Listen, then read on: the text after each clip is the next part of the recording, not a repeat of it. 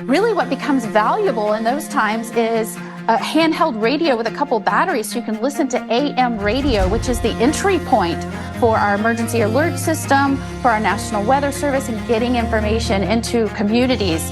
You know, low tech is sometimes very important in these natural disasters. I can tell you were those that had gone to electric locks in their homes, and after the storm passed and people were able to get back to their homes, they couldn't get in because they had just gone to electric locks and the electricity was out. So the old school keys were much more useful. So again, pay attention to warnings, heed evacuation routes, and make sure if you're asked to leave an evacuation zone that you do so.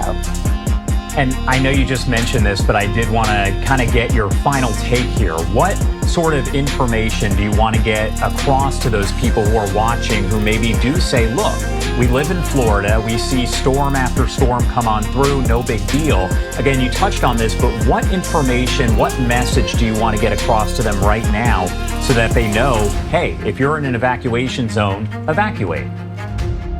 You know, we saw during some of these natural disasters with the storm surge and some of the areas on the outskirts, water was up to almost over their heads. And I visited these places that took a direct hit. Those homes are not even there anymore. They are gone. So if you're thinking you're gonna stay in your home in an evacuation zone and you've got a direct hit coming, it's not about whether you can wade through water to get out.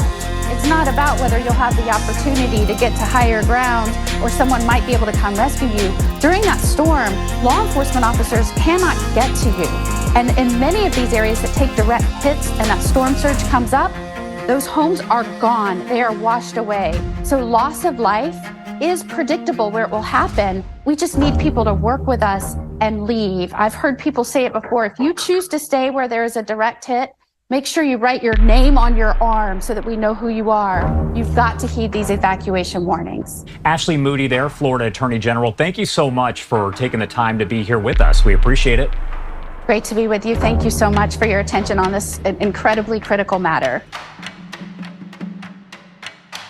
Salutations, Curse Nation. My name is Wolf, and you're watching The Wolf Channel, spelled VVVLF. We got a lot to talk about today with Melvin, Hurricane number 2, electric cloud seeding Boogaloo, about to pummel the Gulf states.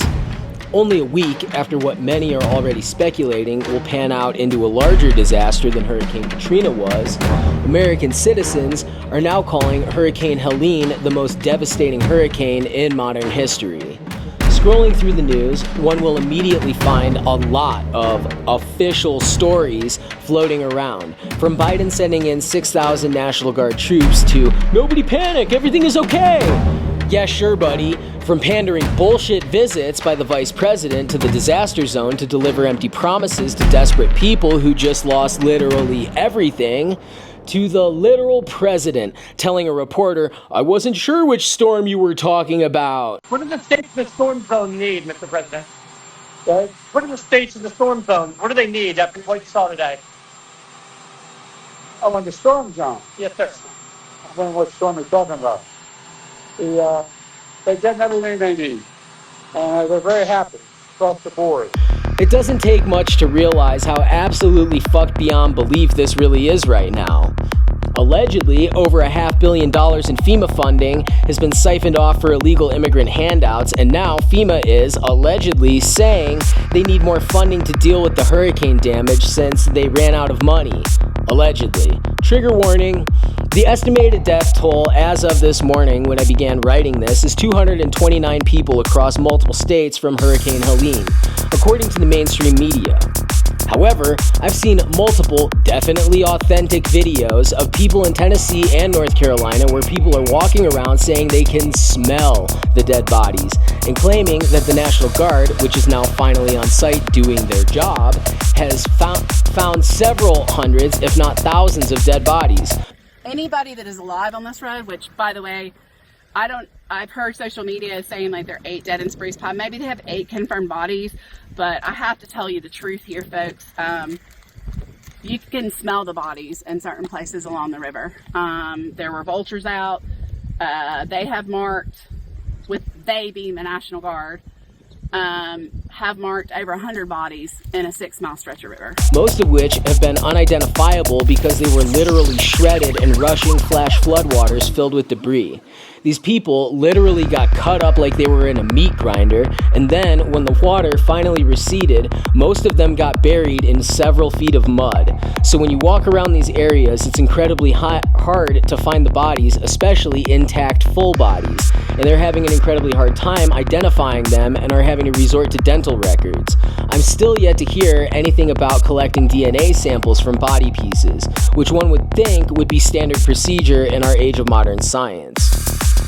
One woman, in a video I will link below, claimed in a 6-mile stretch of river where she lives, the National Guard has already found over 200 bodies. So this whole narrative of entire towns being washed away and somehow only 200 people died in the whole ass hurricane, I'm gonna say it how it is and call it right now. I think that's complete bullshit, and time will tell us when people never hear from their buddies again. This is too big to just chalk up to water under the bridge. Katrina happened before Facebook happened. Back then, it was a lot easier to get away with killing a few thousand poor people without the mass population catching on to it. I don't believe, with how interconnected people are today, that they could get away with that again. Even homeless people have social media accounts, and people will notice quickly how 200 people is nowhere near the actual death toll number. Now, one of the most concerning aspects of Hurricane Helene is how far it went inland. What a tremendous victory for the narrative of human-caused climate change that was. Never mind the insane carbon footprint of volcanic eruptions such as the Hunga Tunga Hunga Ha Apai volcano that erupted on January 15, 2022, causing a tsunami and other significant effects, sending a shockwave that could be detected around the entire world. And more CO2 than humanity can collectively produce in a year. Or what about the literal fact that plants breathe CO2? During all the most forested eons of our planet, the CO2 levels were much higher than they are now. What I'm delving into right now is the conspiracy hypothesis that the whole global warming / climate change narrative is really being pushed by a new social class of oligarchs that have sprouted since the birth of the big tech industry.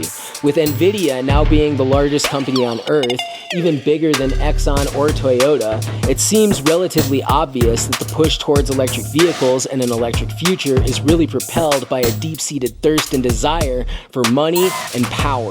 As in, looking back at the timeline of the past 30 years, big oil was late to the party when big tech stole the rug out from under them.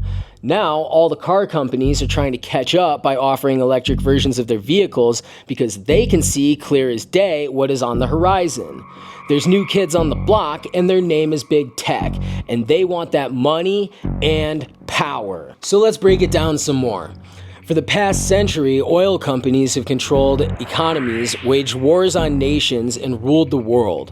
The world today, though, has shifted. Now, we live in an algorithm-controlled ecosystem. What we watch, what we think and say, who we find as potential friends and mates are all algorithmically predicted for us. How much convenience will cost us our sense of humanity? How much interconnectedness does it take to make a snake eat its tail? It is a philosophical question worth asking. I'm a millennial. I am from the last generation of American kids who didn't have cell phones and would walk to their friends' houses to knock on doors and ask, "Wanna ride bikes?" My friends and I played guns. Leave a comment if you're a 90s kid and remember that. My best friend lives in Kenya. They still have their interconnectedness there and knock on each other's doors and look each other in the eyes when they speak.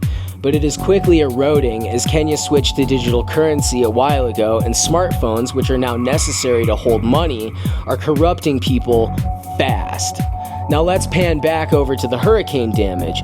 Most of these people do not have cell service, so our tech-fueled interconnectedness then becomes an element of separation and isolation. If you're an American, ask yourself this question: how many people who live on the same street as you do you know the names of? Do you really think they'll have your back when disaster strikes? Dare I mention the daily threats on our infrastructure being waged by Iran? How much faith do you have in big tech to save you? Now this is not a conspiracy theory. The areas most heavily affected by Hurricane Helene are rich with minerals, including large deposits of, you guessed it, lithium. And all the people living there literally just had their houses ripped out from under them and are going to default on their mortgages and lose their land to the banking cartels. What do you think they are going to do with that land? The hypothesis you will not hear on MSNBC is that this is really a land grab to get at the lithium deposits, and this is being waged by big tech. They want the money and power, but every so often they play the quiet part out loud.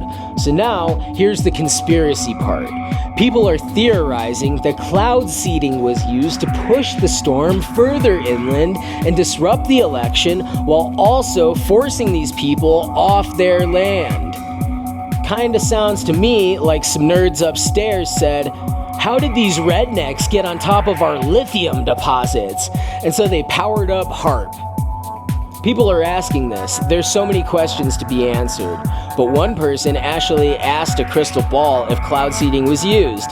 And look what Amazon Alexa had to say about it. Roll the clip. Alexa, did North Carolina use cloud seeding during Hurricane Helene?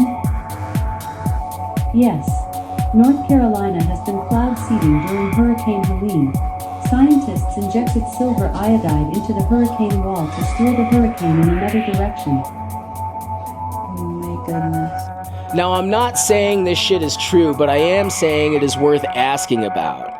Today is the 1-year anniversary of the October 7th attack by Hamas on Nova Music Festival in Israel. Much of the media is focused on that today, but local news is going berserk about what I'm calling Hurricane 2 electric cloud seeding boogaloo. This one is named Milton, and if it's something bad, give it the whitest sounding name you can, right? I'm surprised they didn't call Helene Hurricane Karen, to be honest. Milton is heading for the Gulf and predicted to pass over Florida and into the west side of where Helene hit. They're saying it could potentially be more destructive too. Will Milton be bigger than Katrina? And how is this going to affect the election? Will the entire South have voting insecurity now from a double whammy hurricane season? You saw the clip at the beginning. They're saying if you're not evacuating, write your name on your arm because you're probably going to die.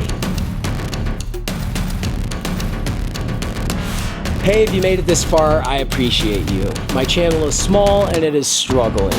I got a strike like 6 months ago and it seems like I've been shadow banned ever since because of it. But I'm doing everything I can to turn that around and build this channel into what I've always envisioned it as. I do all my own writing, filming, and editing, producing, and publishing. Your viewership is incredibly appreciated and I hope that you share this video. I was in a horrific car accident last year and had one of my organs removed because of it. Those fuckers stole my spleen, and because of that, the whole past year has been a struggle. I need health insurance to survive, and the way our federal laws are, I'm unable to work at a decent job without losing my Medicaid. They won't allow me to earn over $13 an hour, so I've dedicated myself to journalism instead.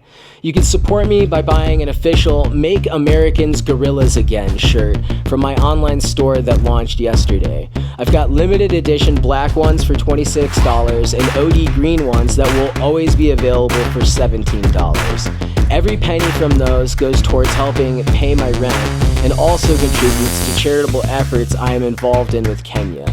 But that's for another video. Thank you for your support. Please like, subscribe, and hit the bell. And until the next time, stay cursed.